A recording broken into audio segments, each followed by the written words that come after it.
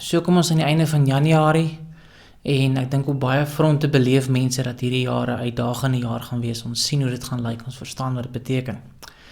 Nou onthou asseblief as jy op hierdie oomblik nood ervaar, maak met my of met een van ons kykersdere kontak sodat ons kan kyk of ons kan help. En dan saam met dit vra ons ook voorbidding vir soveel van ons mense wat regtig in hierdie tyd beproewing beleef. My gebed is dat die Here julle werklik sal genadig wees en dat julle sy nabyheid sal beleef.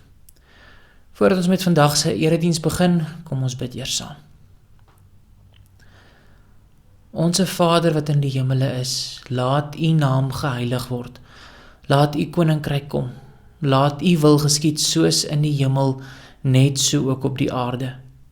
Gee ons vandag ons daaglikse brood en vergeef ons skulde soos ons ook ons skuldenaars vergewe. En laat ons nie in versoeking nie, maar verlos ons van die bose. Want aan U behoort die koninkryk en die krag en die heerlikheid tot in ewigheid. O Vader, mag U genade, U barmhartigheid, U vrede werklik ons deel wees vandag. Ek bid dit in Jesus naam. Amen. Ek het dit al 'n hele paar keer gesê en ek dink nie mense kan dit genoeg sê nie.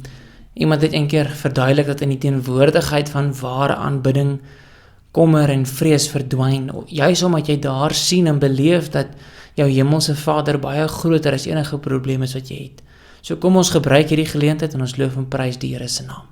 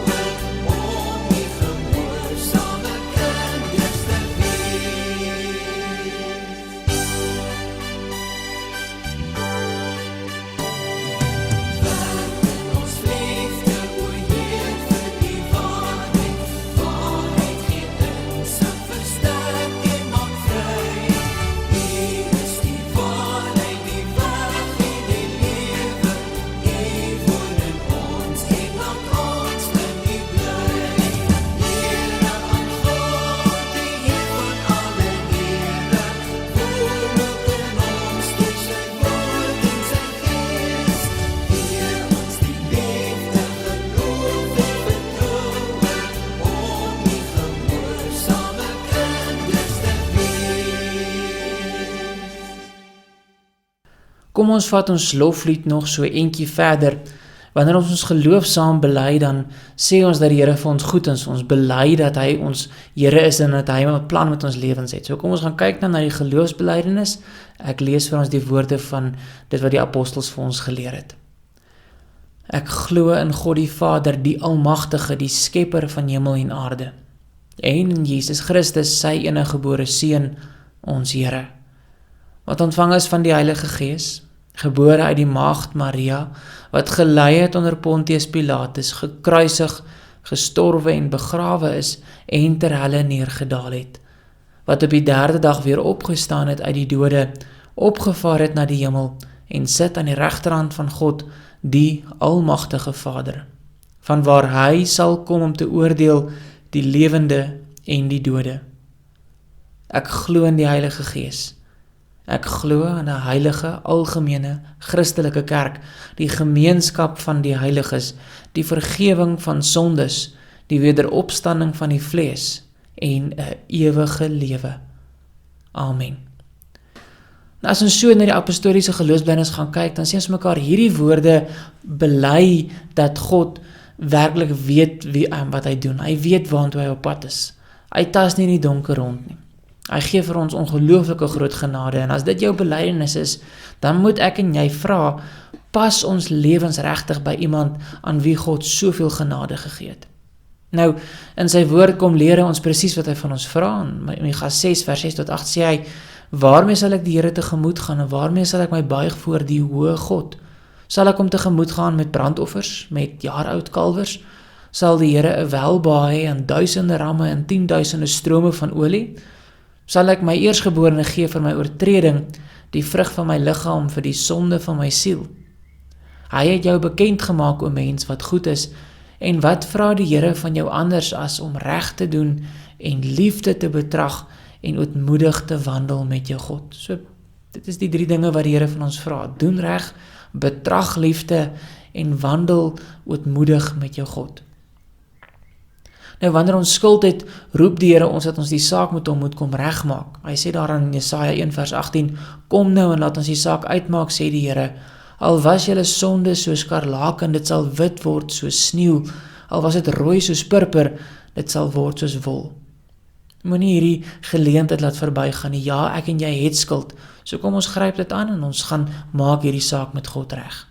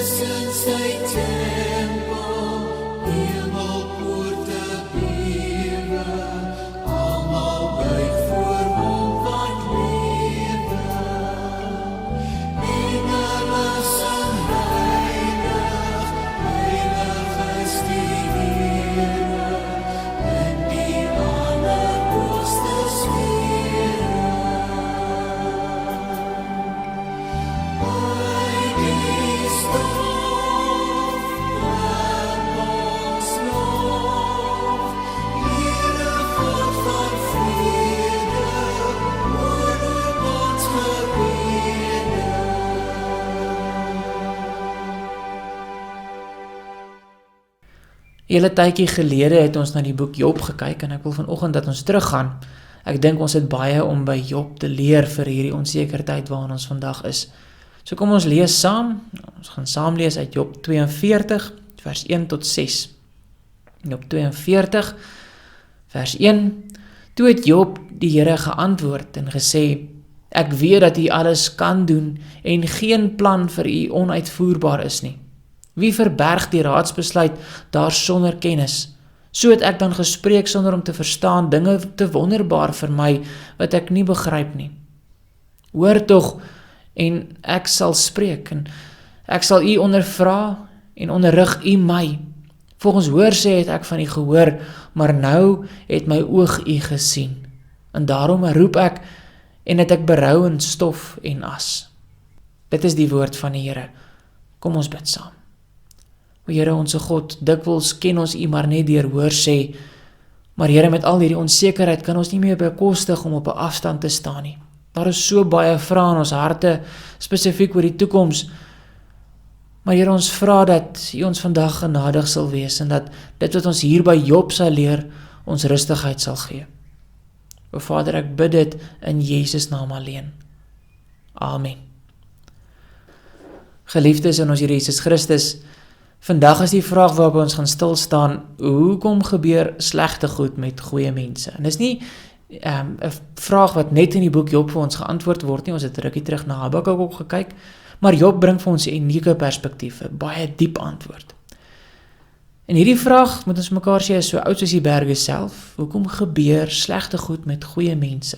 En ek weet eerlik nie waar mens met die vraag kan begin, sonder om ou seerplekke weer op te maak nie, of sonder om soos 'n wysneus te klink wat goedkoop antwoorde op regtig 'n moeilike lewensvraag gee nie. As mens oor seerkry praat, dan probeer mens antwoorde gee terwyl jy eintlik dikwels self 'n klomp seerkry in jou eie hart het. En hoe kan 'n mens nou regtig met gesag daaroor praat as jy self nie altyd weet hoe om die dinge te antwoord nie? Nou, ons kan miskien vanmôre begin deur 'n paar algemene waarhede oor seerkry te kom uitlig of om te kom onderstreep. In die eerste plek moet ons mekaar sê, seerkry is oral. Ons kan nie daarvoor wegkruip nie. Ons gaan onnoosel wees as ons dink ons gaan vir seerkry wegkruip. Seerkry is oral. Tweedens, seerkry tref nie net mense wat dit verdien nie. Seerkry gebeur dikwels met mense wat dit nie verdien nie. En seerkry is ook nie iets wat jy sommer net so in die hartloop kan afskud nie. 'n Mens raak dit miskien op 'n stadium gewoond, maar dit gaan nie weg nie. Dit bly seer. En jy kan ook nie vir seerkry beplan nie. Dis nie iets wat jy in jou dagboek kan inskryf nie. In seerkry kan jy soms vir jare lank lam lê, pap lê, dat jy nie weet hoe om dit te hanteer nie.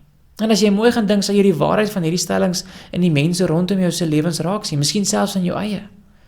En 'n klomp van ons sukkel op die manier met stikkende liggame of met siek liggame. 'n Klomp van ons sukkel op hierdie manier met finansies. 'n Klomp van ons sukkel op die manier met verhoudings wat seermaak en nie reggemaak kan word nie. Ons sukkel dikwels met onsekerheid. Hierdie goed kan soms 'n wurggreep op die ligpyp van jou siel kry, en dan voel dit of jou geloof doodgesmoor gaan word. En baie keer, wanneer ons met hierdie goed worstel, dan vra ons vrae soos, waar was God toe dit of dat gebeur het? Of waar was my wonderwerk toe ek die Here regtig nodig gehad het? Hoekom het die Here my nie so of so gehelp, soos het hy daardie persoon of daardie persoon gehelp het nie? Nou, wanneer ons vanmôre by Job stil staan, moet ons die antwoorde wat Job vir ons kom gee binne ons huidige konteks raak sien en dit saamvat. Dis baie belangrik.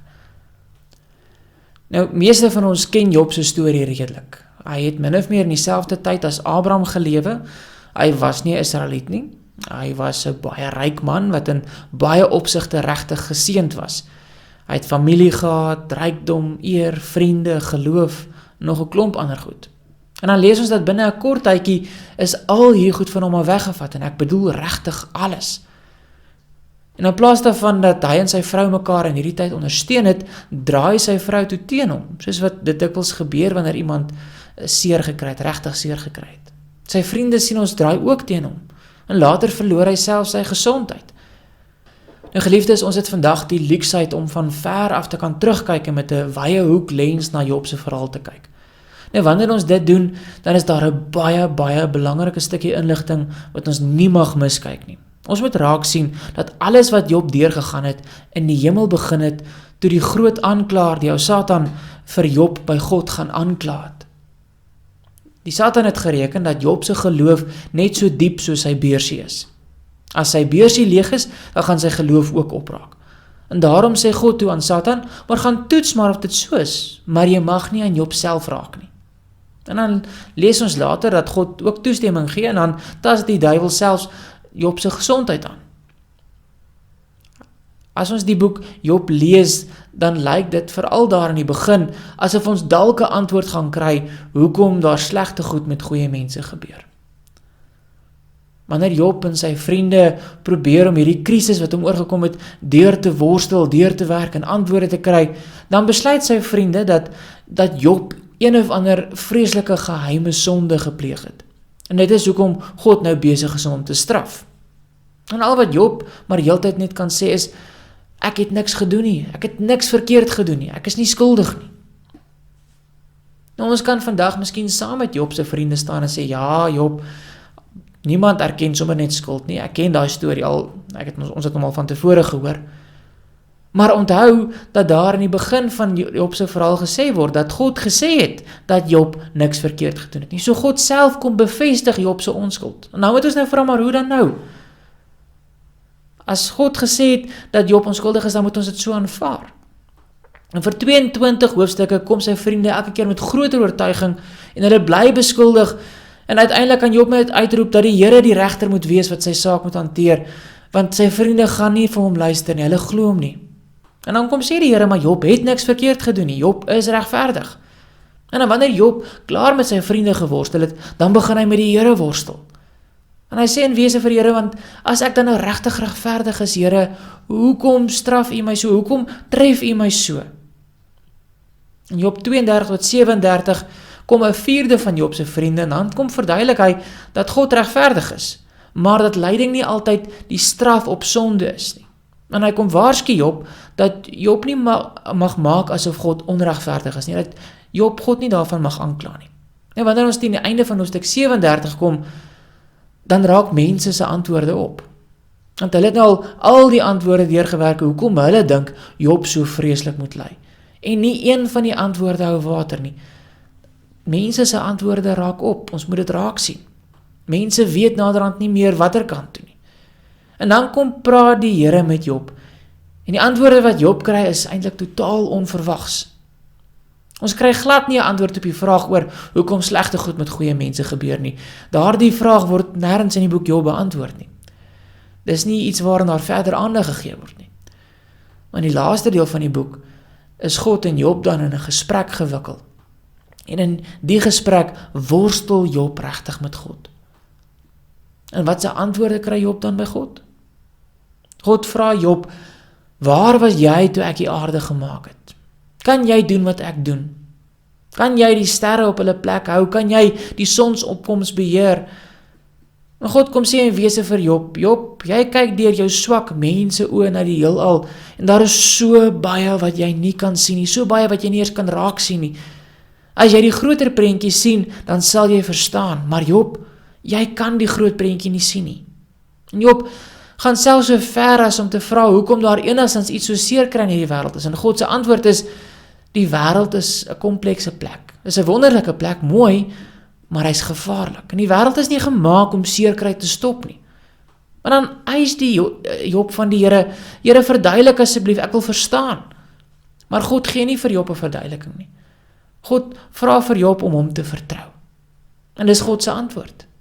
Vertrou my. Nou kom ons vat net vir 'n oomblik saam. Hoekom gebeur slegte goed met goeie mense? Nee, dis nie 'n straf op sonde nie. Dis nie altyd 'n straf op sonde nie. God is in beheer. Hy is regverdig. Maar die heelal is baie groot, en ons sien uiteindelik net 'n klein deeltjie van alles raak, en ons verstaan ook maar net 'n klein deeltjie van alles wat ons sien. En dan sê Job, as die Here asseblief verduidelik, en God sê vir hom, nee Job, ek gaan jou nie verduidelik nie, vertrou my. 'n gelowige se pa is jare gelede oorlede aan kanker, en iets wat die oom se sterfbed nog baie moeiliker gemaak het, was dat hy allergies was vir morfine. So die familie moes heeltyd kies, wil hulle hê dat hulle pa moes asemhaal, of wil hulle die pyn probeer stil, dat hy nie pyn het nie. Nou die gelowige het vertel dat sy suster op 'n stadium gesê het, dat sy nie wil hê dat haar pa moet weggaan nie, maar dat sy ook nie wil hê dat haar pa soveel pyn moet hê nie. So mens kan sien dat hulle werklik in twee geskeur was oor hierdie ding. En op 'n dag het die gelowige toe nou vir my 'n ding gesê wat my altyd sal bybly. Hy het gesê, as ek kon doen wat God doen, dan sou ek alles verander het. Maar as ek geweet het wat God weet, dan sou ek alles presies net so gedoen het soos wat hy dit doen. En ons weet nie wat God weet nie. En daarom moet ons God vertrou. In die Nuwe Testament kry ons baie dieselfde gedagte. Ons lees daar in Romeine, en ons weet dat vir hulle wat God liefhet, alles ten goeie meewerk vir hulle wat na sy voorneme geroep is. Want die wat hy van tevore geken het, die het hy ook van tevore verordineer om gelykvormig te wees aan die beeld van sy seun, sodat hy die eerstgeborene kan wees onder baie broeders. En die wat hy van tevore verordineer het, die het hy ook geroep. En die wat hy geroep het, die het hy ook geregverdig. En die wat hy geregverdig het, die het hy ook verheerlik. Wat sal ons dan van hierdie dinge sê? As God vir ons is, wie kan teen ons wees? Hy wat self sy eie seun nie gespaar het nie, maar hom vir ons almal oorgegee het, hoe sal hy nie saam met hom ook vir ons alles genadiglik skenk nie? Wie sal beskuldiging inbring teen die uitverkorenes van God? God is dit wat regverdig maak, wie is dit wat veroordeel? Christus is dit wat gesterf het, ja meer nog, wat ook opgewek is, wat ook aan die regterhand van God is, wat ook vir ons intree. Wie sal ons skei van die liefde van Christus? Verdrukking of benoudheid of vervolging of honger of naaktheid of gevaar of swaard? Soos geskrywe is, om u ontwil word ons die hele dag gedood. Ons is gereken as slagskape, maar in al hierdie dinge is ons meer as oorwinnaars deur hom wat ons lief gehad het.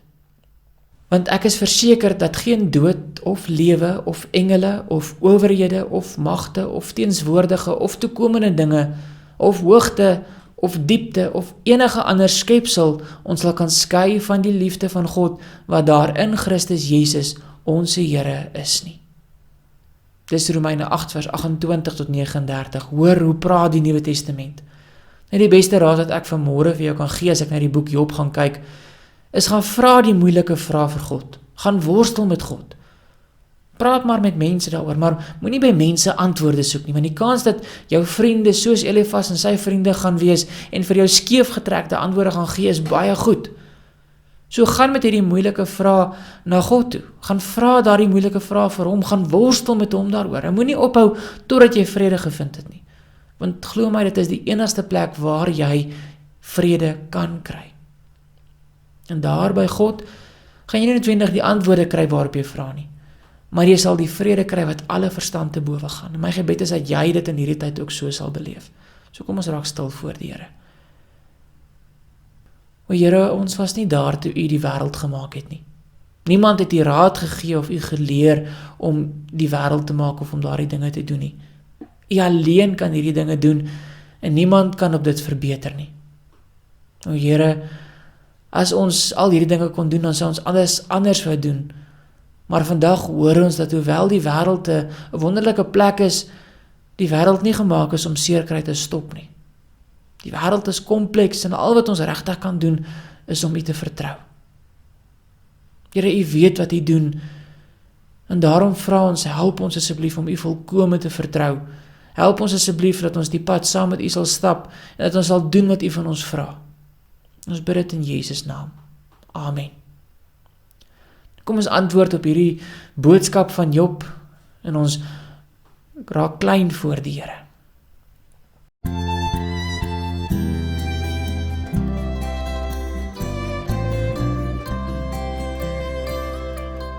Doen slegs u wil, u wil met my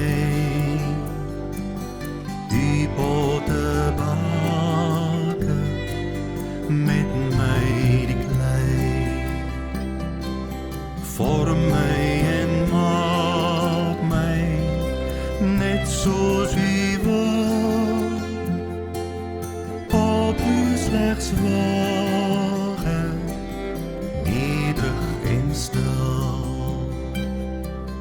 Doen slegs u wil, u wil met my, tot send deursoek my, al moet ek ly,